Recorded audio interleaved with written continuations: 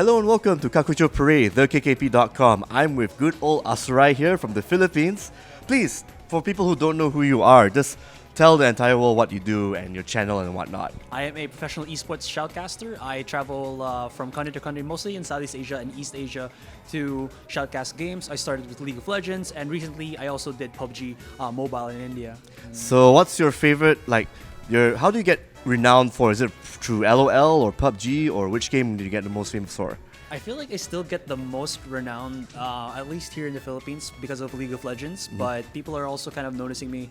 Some of them on the previous on other games that I've done, like I've done Dota 2, I've done Arena Valor, and people are saying, "Hey, aren't you that caster for that particular game?" So it's kind of a mix here and there. But yeah, League of Legends is the biggest. Actually, what is your fascination with MOBAs though? I mean, is it because of the characters? Is it because of the 5v5 group-based combat going on?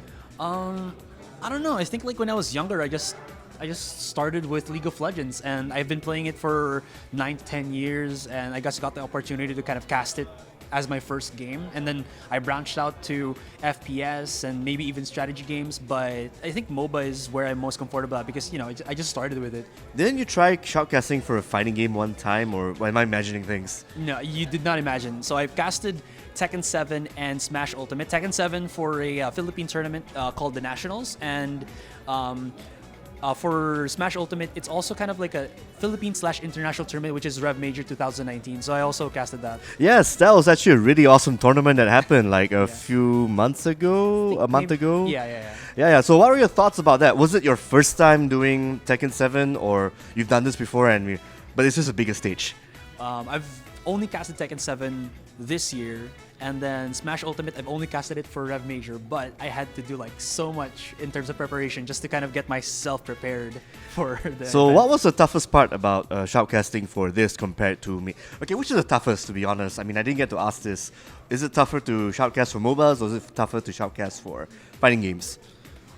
At least for me, I think it's easier to shoutcast for MOBAs because MOBAs have, let's say, phases or periods, right? You have your early game, you have your mid game, late game, and then you have your farming phase, you have your ganking phase, and it's kind of obvious depending on how you look at the minimap or where the players are, right? But for fighting games, you kind of have to find a balance of when to talk about certain aspects that happened during maybe game 1 while it's game 2, right? Or you have to do the play-by-play when the action is actually happening or when it's really, really good. So having to understand what kind of a mix of it, I think makes fighting game a little bit more difficult, at least for me, since I'm not entirely used to it compared to like MOBAs that have, again, a longer period where you can talk about it. So when you're shoutcasting, is it mostly from the entertaining side of things, or more like the matchup knowledge side of things? Or do you try to balance it as much as you can? I think like I'm a jack of all trades. Like I'm not really the most entertaining guy, but I can be entertaining from time I don't to know, time. man. You seem to be dressed up for the occasions, so yeah. Oh, thank you. So I think I try to strike a balance in between because I feel like being able to inform your audience as well as entertaining them keeps them on their toes in terms of the entertainment, and then you kind of just still give them the information that they need to, why was the reason that they watched this tournament? Was it just because they wanted to get, laughs or whatnot? But I feel like it's both. They want to laugh, and at the same time, they want to, understand what's happening in the game. Yeah, that is true. Yeah. Because I did shoutcast for fighting games quite a long time ago. Yeah. I think the only one I remember is probably KOF 13. And yeah, it was basically really hard, but at the same time, once you get someone like a partner who is more knowledgeable, then the entertaining bits just start coming in. You got to know when to fill a niche. Do you feel the same way, especially depending on the partner you pick? Yeah, definitely. I think partner synergy is super important because if you've casted with someone you've again kind of did an event before in the past, it helps you kind of understand, or you have already a gist of how they interact with you, so if you have to be a little bit more serious or a little bit more entertaining, so you can just bounce off of each other. And I think that's something that we kind of miss here in the Philippines because basically we don't have like true caster pairings. And like that's kind of the next evolution, when you're casting, like having a partner that you can just keep how to say this, perfecting the formula really helps out. But I think it's just pretty important to at least have that guy that you're comfortable casting with. Yeah, it feels that shoutcasting for Tekken 7 and maybe Smash Brothers seems to be like one of your major highlights, which is what we're actually going to be talking about right now. Okay. Like we're going to be talking about like what your favorite. I know it's like there are 2 months left in the year, but since we're already here and you're going to be busy the next few months, I figured I'm gonna ask you, like, what are your favorite gaming moments or games of 2019 so far? Okay, I don't think this is 2019, but can I just like put in Smash Ultimate? Is that fine? Well, No, it came out it's at the end of 2018. But then when it comes to your career and the fact that you're shoutcasting, because especially for the esports scene, sure, why not? Why Okay, not? thank you. So one of my, at least the other two, it's sure 2019. So Okay, you don't have to no worry problem, about that, no all right? problem. So 2018, at the very end of it, I really enjoyed Smash Ultimate. I just picked it up then, and then I just fell in love with it. It's just a fun game, and then the community here in the Philippines is starting to grow even more. And I think it's a really nice time to kind of, find yourself a group to play with, and just everyone just wants to play Smash. The next two games are a bit more 2019. Oh yeah, So, sure. Yeah, okay. So I guess the first one is. It sounds like the first bit you're talking about is more like the honorable mention. Yeah, it's an honorable but it's mention. actually pretty close, Yeah. Because the tournament scene for Smash Brothers only picked up like when the game has been out for 3 months or so. That's true. All right, I'm not a Joker fan, guys. Sorry. Rico's Are you a Joker. Dragon Quest fan? A Dragon Quest Hero fan? I haven't played Dragon Quest, but I've seen Hero. He's pretty ridiculous. Hey, I gotta ask, are you excited for Terry Bogard coming in? Yes. I mean, I haven't played Fatal Fury because I think I'm too young for that. Because I think it You're came out, never like, too young for I Fatal meant, Fury, like come on. when it came out, like 1980s. Okay, of course, Yeah. yes. So I never really got the chance to play it, but I'm actually pretty excited because it's a legit fighting game character again, and his model, like how he is as a character, his design rather, I feel like it'll be pretty cool, and I kind of want to main him if I can handle him. I think that's the only reason why I want to go back to Smash. Like the only DLC pass I want to buy, because come on, I'm also a big SNK I mean, guy too. That's why a lot of people actually tried Smash before because of Joker, right, from Yeah. Persona 5. So yeah. Anyways, my 2019 first game that I really enjoyed was, I haven't finished it yet because I've been pretty busy, but it's Borderlands 3. Right, Borderlands Yeah. 3. I haven't, like, I'm kind of regretting because I bought the Super Deluxe Edition and I haven't played it for like 2 weeks now.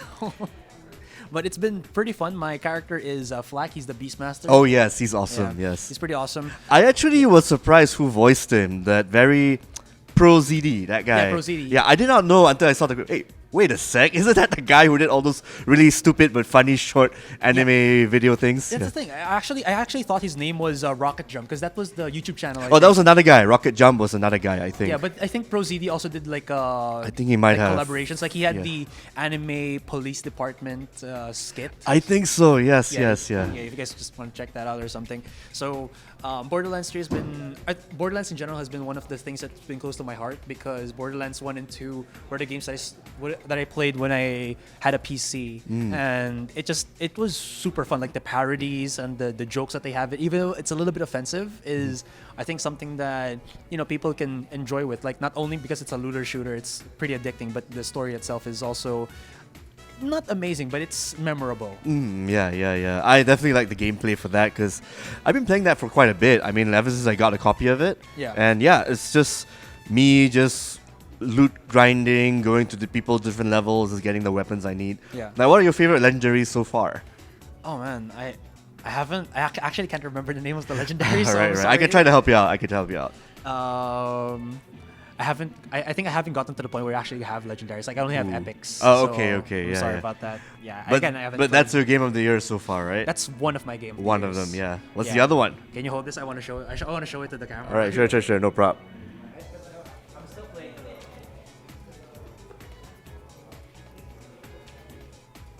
It's inside this. Nice. Yeah. I think you can guess what's inside this. I think I do, Okay, yes. Okay. Can I like zoom it in on? Yeah, you can. Just put it up close. Alright. Here it is, guys. Do you see it? Yep. You know what game this is? I know what game that is, yes. Yeah, here's what I'll say.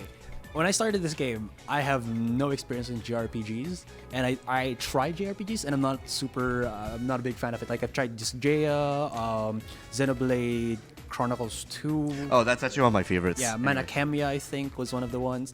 I never really lasted as long, and I haven't even finished any of them. But when I tried this out, for the first 2 days, I have logged in about, let's say, 40 hours already. Wow, okay. And that's actually a 70-hour game if you want to get way to the end with the character you picked from the school and stuff. Yeah. It's just a really amazing game. Like you're really invested in the characters. There's a lot of quirks in it, and I think the mechanics kind of strike a balance between hardcore and entry-level JRPG fans. So you can at least again kind of just play it as an I like to call it as a normie. I'm a normie in terms of JRPGs, and you'll enjoy it. And if you're also hardcore, you'll still enjoy it.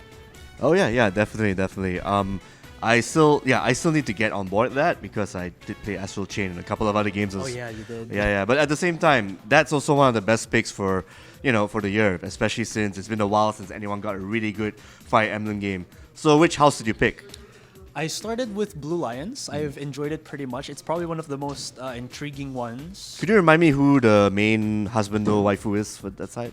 Oh, I mean, I have a different husband, the wife. Oh, okay. But usually there's like there's the Edelgard from one faction and From one, Black Eagles, Yep. there's Cloud from Golden Deer, and at least these are like the main characters. And then for Blue Lions, you have Dimitri. Yes, Dimitri. Yeah. Yes. Okay. I mean, okay. lots of people really like Dimitri, but guys, if you're watching this, I have a different husbando. If you know who he is, he's the Do. All right. Okay. Yeah, Okay. I don't know why he's my favorite husbando, but he's just a precious boy, you know. All right. He looks very precious. You've been here in Philippines almost your entire life, more or less. So, Yeah. like for this year, are there any like highlights and lowlights of gaming that you can bring up from the esports side or from the local scene or whatnot? Well, I don't think there's any lowlights because I think esports right now is on an all-time high. It's getting higher and higher. I guess the one thing that maybe I'm slightly looking at maybe a lowlight is that we don't really have too many explosive League of Legends tournaments here. But it seems like it's starting to pick up with the 10-year anniversary, and people are like looking like, damn, League of Legends or Riot Games just like showcase like a ton of like new games to look forward to. But in terms of highlights, I think fighting games are starting to get a bit more hype. So like again with Rev Major, Yes. and the other tournaments that are also popping out. Probably the one tournament I should have gone, but I've Yeah. been too busy on my side.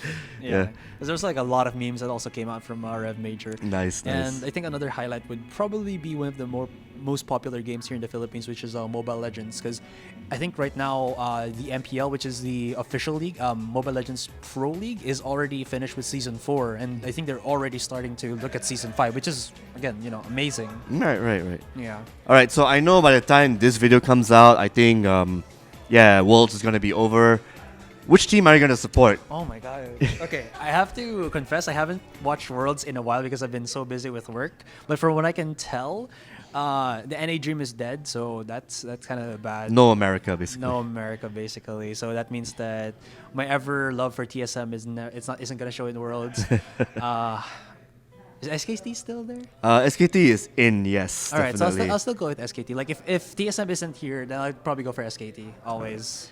And that's a wrap right now. So again, check out Asurai at all of its. Maybe you just want to repeat the plugs and everything. So I just do a quick run of my plugs. Yes. So fb.com/Asurai Gaming, youtube.com/Asurai Gaming. If you want me stream, want to see me stream, I also stream at twitch.tv/the Asurai Gaming.